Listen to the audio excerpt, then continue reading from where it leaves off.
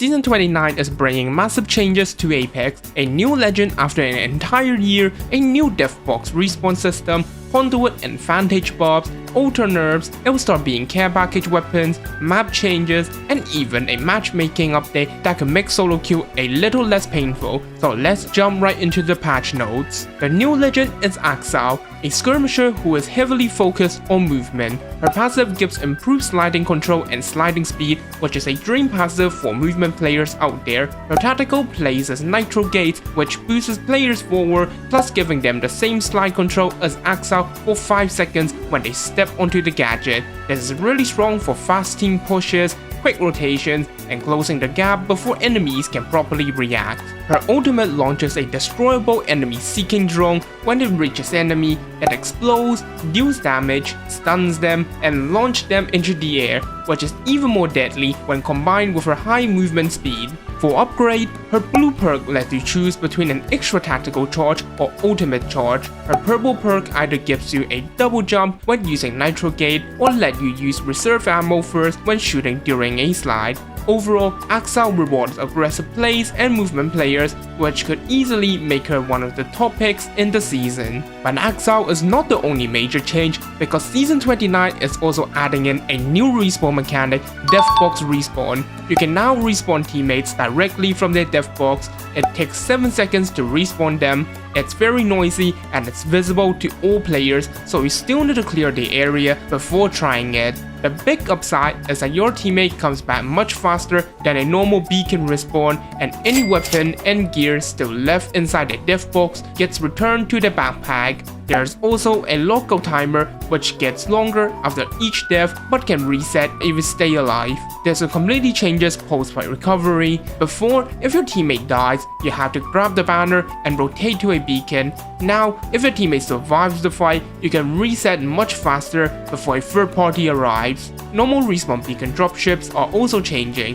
Players will re-enter the game from dropship faster, but a dropship will hover after respawn for longer, so the lobby still knows someone has been revived. Next, Conduit is getting some important changes. Her passive now gains extra 5% movement speed when running towards skirmisher teammate, plus split charge is also part of her base kit, meaning she gets 2 tactical charge by default. The trade-off is that each shield transfer is weaker than before, with shorter regen duration and slower shield regen. The tactical cooldown is adjusted to 27 seconds, but because the cooldown starts immediately after casting, Conduit should still feel more flexible overall. Her new purple perk are Instant Barrier and Enduring Barrier. Instant Barrier gives part of temporary shield immediately, but regen duration is even shorter, while Enduring Barrier lets the shield keep recharging even while taking damage. Personally, Enduring Barrier will be the stronger option as it allows shield to keep regenerating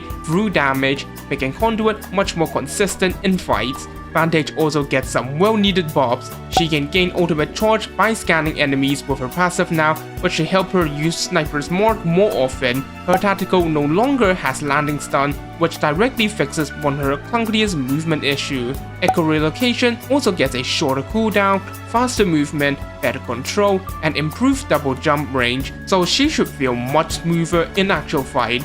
Her ultimate now has a 2x side scope, making Sniper's Mark more useful in close and mid-range fight instead of only being good at long distance. 3 to 8x scope has also changed to 4 to 8x scope. Also, both ADS speed and rechamber speed has been increased. For her upgrade, tactical cooldown is replaced with her tracker, which tracks the entire team when you ping an enemy. These changes should make Vantage more useful in actual fight instead of farming damage from a long distance when your team is already in a fight. While Conduit and Vantage are getting stronger, Alter is getting nerfed. Her ultimate range is being reduced, both recoil time and delay before portal opens requires an extra second, plus the chase portal open time has been massively reduced to 4 seconds. Her tactical received a 5-second cooldown increase. On top of that, Void Breacher has its movement speed boost cut in half. This is good news for most players because older teams can be extremely frustrating to fight, they can overcommit burn your resource and then escape back to the portal before you can properly punish them. After these nerfs, Alter should still have strong reset potential, but bad portal play should be much easier to punish. Ashe is also getting a small buff. Her passive cooldown is being reduced to 10 seconds and her passive velocity is increased. This is not a massive rework, but it should make Ashe feel a bit more responsive after the previous nerfs. For weapons, Healthbar will be replacing Cara as care package weapon. Its base damage is increased to 20 and is getting a new Hopup red line, which makes the bullet bigger and higher damage the closer it gets to overheating, up to 24 damage at max. With proper heat control, Healthbar will be an extremely deadly weapon in the season. Cara loses its Hopup, but its blue, purple, and gold magazines are being increased. Hemlok gets a longer breach mode cooldown, but it can now disperse gas and smoke, giving it extra utility despite the nerf. Light ammo is also getting nerfed, with stacks reduced from 72 to 60, so ammo management will matter more for light weapons. Alternator's double tap takes more points to unlock, but Devotion's turbocharger unlock requirement is reduced. There is also a new quality of life option for chain healing that allows players to queue up another heal item after the current heal finishes. You can choose between off, single, and auto. Single queues one extra heal manually, auto keeps queuing the same heal item until your health is full or you run out of that healing item. While this is a small change, it makes situations like popping multiple syringe after ring damage much smoother. Enemy health bar are also getting adjusted as they appear less often when enemies are obscure. This is great change because health bar currently gives away too much information even after someone has already broken line of sight.